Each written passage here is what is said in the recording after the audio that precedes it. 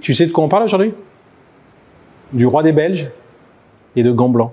Vous aimez l'automobile? Eh bien, ça tombe bien, moi aussi. On va avoir plein de choses à se dire. Mais juste avant d'aborder le sujet du jour, je voulais vous faire part d'une nouvelle et vous annoncer que désormais, la chaîne va s'appeler Le Parking Collection. Vous allez me dire, ok, qu'est-ce que ça a changé? En fait, c'est juste pour donner un peu de lien avec tout ce qu'on fait. Vous êtes de plus en plus nombreux à regarder nos vidéos, à commenter. Ça nous a donné envie de compléter un petit peu l'étendue de l'offre qu'on propose déjà avec cette chaîne. L'offre, quelle est-elle? C'est d'analyser le marché. C'est pour ça qu'on fait le lien avec le Parking Collection. Le Parking, je suis un des cofondateurs du site Le Parking depuis plus de 10 ans. Aujourd'hui, c'est le plus grand moteur de recherche. On a 14 millions d'annonces. On va lister plus de 750 sites à travers 50 pays. Donc, on a une observation très fine depuis ces 10 ans de ce qu'est le marché de l'automobile au quotidien. Quels sont les bons produits, quels sont les mauvais produits, quels sont les prix pratiqués dans tel et tel pays, quelles sont les choses qui se passent le mieux. Et on avait envie de centraliser tout ceci sur la partie plus collection, les voitures de caractère, les voitures d'intérêt, les voitures sportives. Et c'est bien pour ça qu'on vous propose depuis quelques mois ce type de vidéo. Et donc, bien sûr qu'on a cette passion, mais on a aussi toutes ces informations que l'on collecte au quotidien. Et donc, pour faire un peu plus de sens, on a donc décidé de renommer la chaîne Le Parking Collection, puisqu'on a eu la chance de parler en direct avec certains d'entre vous qui nous contactaient pour avoir des informations, des conseils, pour l'achat, pour la vente, ce genre de choses. Et on s'est dit, tiens, il y a un vrai potentiel là-dessus, d'apporter nos connaissances, d'apporter notre écosystème et tout ce vivier qui tourne autour de notre compagnie pour vous accompagner, vous aider, vous assister dans toutes les démarches, dans toutes les questions que vous vous posez. Voilà. Donc, en tout cas, merci pour votre soutien. Merci de regarder ces vidéos et j'en profite justement pour vous dire que, pour nous faire savoir tout ce soutien, n'hésitez pas à vous abonner, à liker, à activer la cloche et à commenter. Ça nous permettra de savoir que vous nous soutenez dans cette démarche. On passe donc maintenant au sujet du jour. On va faire la deuxième salle de ce qu'on vous avait proposé en février, à savoir l'analyse, les tops et flops des grandes ventes aux enchères. Fin février, aux États-Unis, un grand rassemblement, Amelia Island, grand concours d'élégance, et donc 3 maisons de vente aux enchères très réputées font depuis plusieurs dizaines d'années des grandes ventes, et c'est un petit peu le curseur de ce qui s'est passé à Scottsdale et dont on avait parlé. À l'autre bout de l'Atlantique, chez nous, Monaco, unité de lieu. Un grand prix historique qui a lieu tous les 2 ans, et donc 3 maisons de vente aux enchères font également sur ces 3 jours-là 3 vacations, et donc on va un petit peu analyser, décortiquer et voir si les enseignements sont un petit peu différents de ce qu'on avait vu il y a 2 mois et demi.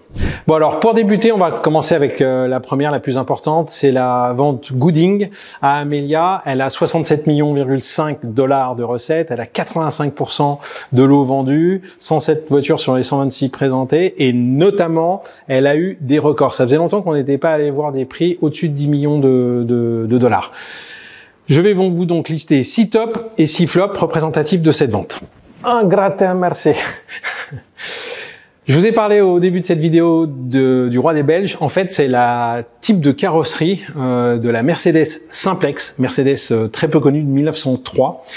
C'est elle qui a fait plus de 10 millions de dollars, puisqu'elle a fait 12 millions 100, tout à fait au marteau.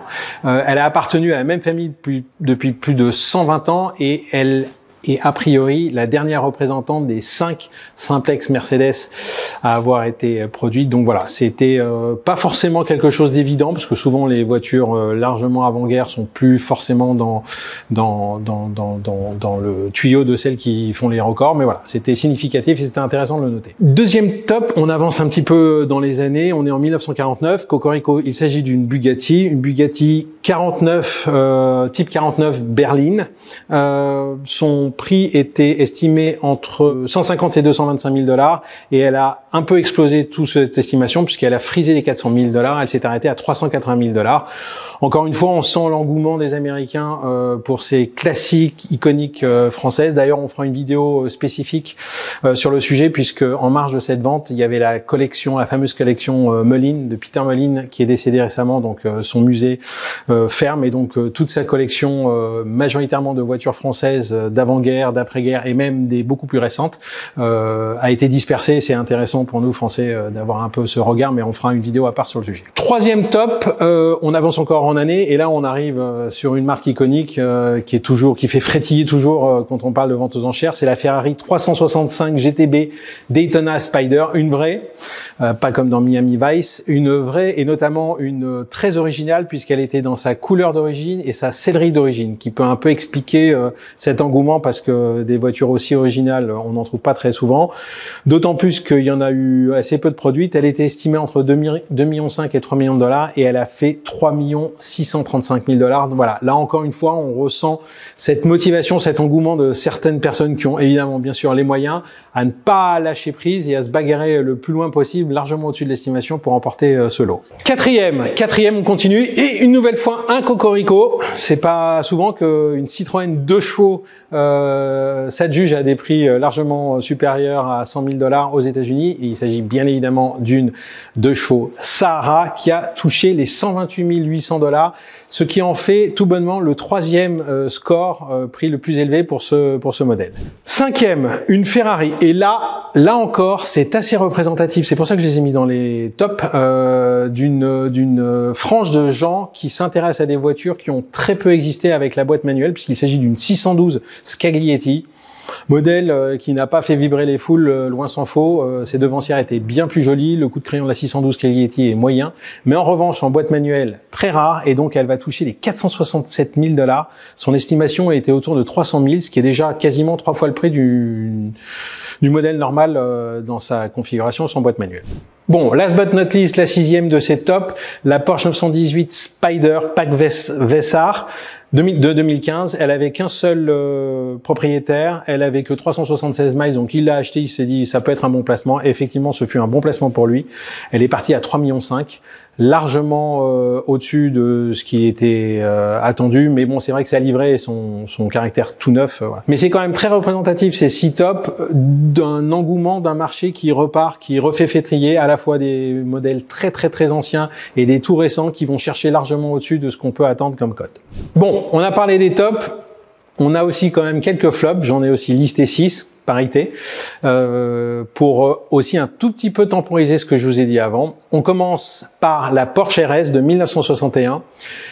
Elle a été pilotée par un pilote reconnu. Elle est ensuite tombée dans les années 80 dans une très belle collection. Elle était attendue entre 4 et 5 millions de dollars. Elle a fait 3,5 millions. Vraiment un tout petit peu décevant pour un modèle aussi suivi et aussi iconique. Le deuxième flop, une excellente affaire pour celui qui a pu saisir l'occasion, c'est une Alfa Romeo Montréal de 71 qui s'est vendue à 50 000 dollars, ce qui fait quand même largement moins que 45 000 euros. Une très belle occasion puisqu'effectivement il s'agissait d'un très bel exemplaire. Troisième flop, qui peut-être de ce côté-ci de l'Atlantique va pas forcément apparaître comme un flop, mais on sait l'engouement incroyable des Américains pour les 4x4 dits classiques, et là en l'occurrence on touche à l'icône absolue, le Range Rover classique, souvent aux États-Unis dans des configurations vraiment magnifiques qui dépassent les 100 000 dollars. Bah, ça n'a pas été le cas sur celui-ci. Est-ce que ça veut dire qu'à un moment ou un autre, il y a un certain ralentissement sur le sujet? On suivra et on verra un petit peu sur les prochaines ventes. Le quatrième flop, pareil, une Mercedes-Benz 500e. Je vous ai listé la très bonne affaire qu'avait fait la personne sur la Montréal. Là, c'est pareil. Elle est à 72 800 dollars. Un exemplaire qui avait 35 000, moins de 40 000 miles. Franchement, dans une condition magnifique. C'est un très bon prix et bravo à celui qui l'a acheté. Cinquième flop, on reste sur nos voitures européennes. Une BM M3 3 litres de Evolution, attendue largement vers les 150-180 000 dollars, qui s'est échangée à 112 000. On parle toujours avec frais, donc ça veut dire qu'au marteau, elle s'est adjugée à moins de 100 000, ce qui est réellement son prix, les frais étant à rajouter après sur le prix. Et la dernière, on avait nommé une Ferrari, eh bien on a aussi une Ferrari du côté des flops, une 575 Super America. Ça, le prix n'est pas non plus complètement délirant. Est-ce que c'est une méga affaire? Je ne pense pas, parce que c'est 370 000 dollars. Mais on avait l'habitude de voir depuis 2-3 ans ces modèles plutôt flirter avec les 500 000 dollars. et mentionnons que certains modèles équipés d'une boîte manuelle ont frisé le million de dollars. Donc il y a peut-être un essoufflement sur cette gamme de 550-575. On en a terminé avec la vente Goodings et je vous propose de passer à la vente RM qui là n'avait pas lieu à Amelia Island mais a bénéficié d'un événement qui s'appelle Moda Miami pour se déplacer toujours en Floride mais du côté de Miami où il y avait un petit peu plus de soleil, un peu plus d'ambiance, un peu plus de danse quoi. Et donc est-ce que ça a été bénéfique à la maison? Je ne sais pas, on va le voir tout de suite. Bon, ce qu'il faut retenir, parce qu'il y a eu quand même beaucoup, il y a eu 49 millions de dollars pour 49 millions de dollars de vente, il y a eu 80% des lots vendus, on va pas tous les passer en revue. Ce que j'ai retenu, c'est vraiment l'engouement, la folie furieuse sur les Youngtimers, à l'image de cette Mercedes SL73 AMG. Rarissime. Alors parfois c'est 45, parfois c'est 80 exemplaires produits. Bon bref, rarissime. Elle est équipée du V12 7 litres 3, d'où son nom, qu'on retrouve d'ailleurs dans une Pagani Zonda, ce qui certainement doit aussi lui octroyer une certaine valeur. Mais cette voiture a touché un prix historique, 610 000 $. La dernière fois qu'une voiture comme ça, parce qu'elles sont très rares, était passée à la vente, c'était il y a 2 ans, et elle avait fait 180 000 $. C'était quasiment le même exemplaire.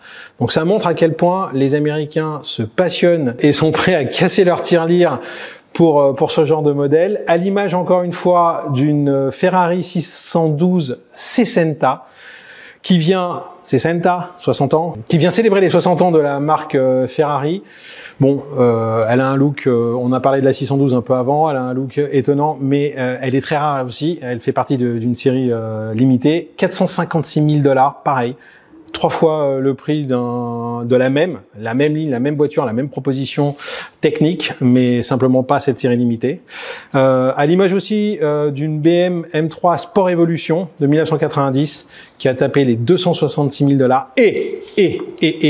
Et ça c'est intéressant là, et mon petit cœur a chaviré, parce que c'est des voitures qu'on avait retrouvées à la vente Arcurial Rétromobile. 2 folies furieuses d'AMG sur base d'un break qui s'appelle The Mallet, sur une base de Mercedes 300 TE de 88 avec un V8 6 litres AMG qui a été greffé dessus, qui a tapé 467 000 $, et une 560 SEC AMG 6 litres, pareil avec le moteur 6 litres atmosphérique, white body, un look incroyable, c'était peut-être le lieu où il fallait la vendre effectivement Miami, qui a frisé les 600 000 $. Donc là, cette vente a vraiment mis le doigt sur le phénomène Youngtimers qu'on connaît chez nous et qui est décuplé aux États-Unis avec des budgets largement supérieurs et une espèce de folie, notamment pour les voitures européennes. Et d'ailleurs, je citerai juste 2 petits flops pour illustrer la folie d'un côté et moins de folie de l'autre. Pour une Ferrari SF90 Stradale 2021, première hypercar de chez Ferrari, elle ne s'est simplement pas vendue, tout comme la Lexus LFA, qui est estimée entre 800 000 et 900 000, peut-être un petit peu cher, peut-être que les acheteurs se déplacent en termes de centre d'intérêt vers ce qu'on a évoqué juste avant, plutôt que sur ces produits-là. En tout cas, voilà, c'était des produits qui partaient facilement avant, beaucoup moins là. On en a cette fois fini avec la vente RM, et je vous propose de passer rapidement sur la dernière de cette série de Amelia Island, la vente Bonhams. Donc la vente Bonhams, beaucoup plus limitée, beaucoup plus petite, et c'est aussi pour ça que j'ai mis en dernier, c'est celle qui a le moins marché. Il y a que 6,7 millions de dollars de vente, 65% des produits vendus. Il y aura eu qu'un top, c'est la Ferrari 512 TR, pareil, 1994. Tout ce qui est vraiment 90-2000 aux États-Unis là depuis 2 mois fait vraiment vibrer surtout toutes les voitures européennes, et la Ferrari évidemment n'échappe pas. C'est pas un prix stratosphérique, mais ça conforte l'évolution du prix qu'a connu ce modèle. Ensuite, il y a quelques flops que j'ai listés rapidement. Entre celles qui ne se sont pas vendues, la Ferrari Testarossa Monospecchio, une Ferrari Dino 246 GT. Là, pareil, on parle de produits avant les années 90. 2 en revanche qui se sont vendus, mais alors là, pas du tout au prix auquel on est habitué. Il s'agit de 2 types. La première, c'est une série 1 3 litres 8 coupée, 56 000 $, donc on frise à peine les 50 000 €. Série 1, on parle d'une série 1, c'est les prix d'une série 3 presque. Et une autre série 1 fixed coupée qui est partie pareil à 50 000. Donc là, vraiment une énorme claque. Elles se sont vendues, mais pas du tout au prix auquel elles auraient dû se vendre. En tout cas, elles se vendaient encore il n'y a pas si longtemps. Voilà pour la salle côté Atlantique, la folie, Miami, la chaleur et tout. Mais je vous propose quand même Monaco. Et Dieu sait que pendant le Grand Pont, il a fait beau partout, et notamment à Monaco, pour ces 3 jours de festivités incroyables où il était permis d'entendre passer des monoplaces des années où la réglementation faisait que les bruits étaient dinguissimes et où on a vu quelques ventes. Et je vais commencer par la plus impressionnante, et donc je reparle des gants blancs. Pour ceux qui ne connaissent pas bien le marché, le monde des enchères, gants blancs veut dire que tous les produits proposés sont vendus. Donc bravo à la maison Arcurial. Je mettrai simplement un petit bémol, c'est que tous les lots étaient sans réserve, donc finalement, c'était pas étonnant qu'ils soient vendus. Mais belle prouesse d'avoir convaincu le collectionneur, c'était la W Collection, un monsieur toujours vivant mais qui souhaitait disperser sa collection, qui a accepté ce challenge et qui a donc présenté ses 44 voitures, 26 Porsche, 9 Ferrari et une Volvo, le monsieur étant suédois, à la vente, qui a fait à peu près 30 millions d'euros, mais qui a, encore une fois, fait souffler le chaud et le froid avec certains modèles qui ont fait plaisir et certains modèles qui ont un petit peu grincé. Donc vous attendez forcément une illustration de ce top. Eh ben, on continue avec ce que j'avais dit, l'effet Youngtimer, on est sur une Porsche 993 S qui a fait 220 000 euros. Alors que son estimation était comprise entre 80 et 120 000. Alors ce qui est assez étonnant, et d'ailleurs ça permet de boucler avec ce que je vous ai dit juste précédemment, c'est que c'était une compétition entre 2 enchérisseurs, visiblement un dans la salle et un qui était au téléphone et qui était américain. Voilà. Est-ce que finalement la boucle n'est pas bouclée et on n'a pas tout dit? Non, parce que il y a une Mercedes 300 SL Roadster iconique. Quelle grande vente ne présente pas à minima une 300 SL? Il y en avait plusieurs, mais là c'est le modèle Roadster qui est généralement moins évalué que la version porte-papillon, la fameuse Gullwing, et on comprend bien pourquoi, mais qui a fait un peu plus d'1,5 million d'euros, ce qui est très impressionnant. On a également une Porsche Speedster 3 litres 2, Turbo Look d'ailleurs. On fera un épisode pour comparer un investissement entre une Porsche Speedster et une autre marque allemande avec un modèle plus audacieux, mais ça, je vous laisserai regarder ça prochainement, qui a fait un très beau score, puisqu'elle avait quand même 52 000 km et elle a fait plus de 250 000 euros.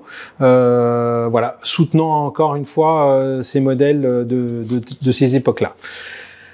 On peut parler de top et on peut parler de flop. Et là, ça fait un petit peu mal parce que malheureusement, ça va taper les modèles les plus chers, les plus rares, les Ferrari, les 2 Ferrari 250, la 250 GT California Speeder, long wheelbase, qui a quand même fait un très joli score de 5 millions, mais dont l'estimation était comprise entre 7 et 10, et la 250 GT Berlinetta, cette fois-ci short wheelbase, qui a également, elle aussi, fait un petit peu plus de 5 millions et dont l'estimation était comprise entre 8,5 millions et 12 millions. Donc là, on voit que du côté-ci de l'Atlantique, les très gros prix ne se retrouveront plus comme on avait encore il y a 2-3 ans. On passe à Bonhams. Là, on est loin des gants blancs. C'est que 62% des lots vendus. Mais, les amateurs de James Bond, les amoureux de Sir Roger Moore, citoyen résident monégasque, ont eu le plaisir de se batailler pour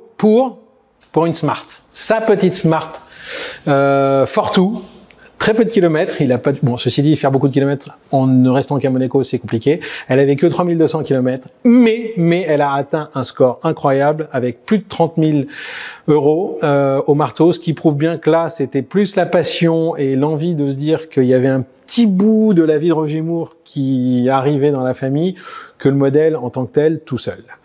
On a également une autre voiture incroyable, la Fiat 600 Jolie, J-O-2-L-Y, magnifique, vous la voyez là en incrustation, qui elle aussi depuis quelques années va chercher des prix pour les véritables exemplaires rares, quasiment 100 000 euros, 97 000, ce qui est absolument incroyable. Et quand même, malgré tous ces flops, un record mondial pour une SLR qui n'avait que 72 000 km. Tout à l'heure, je vous ai parlé des tops liés au fait que les boîtes manuelles sur des exemplaires de Ferrari très rares permettait d'aller chercher des valeurs incroyables. Et on a un petit peu ce cas-là. Elle avait que 72 km, forcément un seul propriétaire.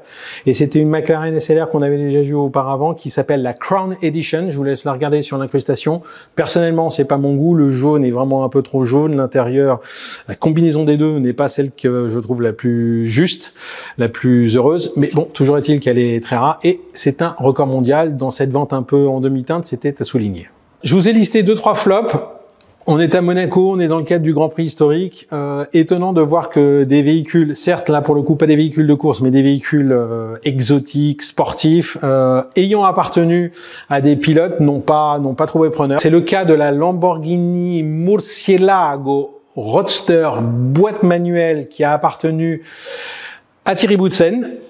Qui ne s'est pas vendu. C'est également le cas de la McLaren P1 qui a appartenu à Mika Häkkinen, et Dieu sait que c'était séduisant parce que en plus de la fantastique McLaren F1, il proposait ses services pendant une journée pour accompagner le futur hacker pour la compréhension et la prise en main.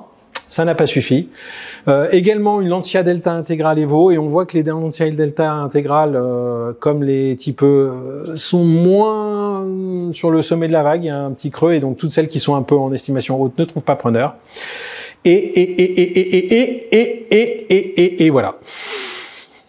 Et la plus emblématique de toutes, mais là il s'agit d'une voiture une monoplace, Patrick Depailler, et surtout une monoplace qui avait gagné le Grand Prix de Monaco. Ça aurait été tout à fait logique qu'elle trouve preneur, et ben elle n'a pas trouvé de preneur. La dernière, la vente RM, 103 lots, un gros score, plus de 30 millions d'euros également, à retenir quasi deux beaux records. On a vu précédemment aux États-Unis 2 chevaux, Sahara. Là également, elle a touché le 3e score avec 143 000 euros. Deuxième, une Lancia Stratos Stradale de couleur bleue, très rare, qui est partie à 590 000 euros. Là aussi, deuxième score mondial pour ce modèle assez iconique et pas si souvent représenté dans les ventes.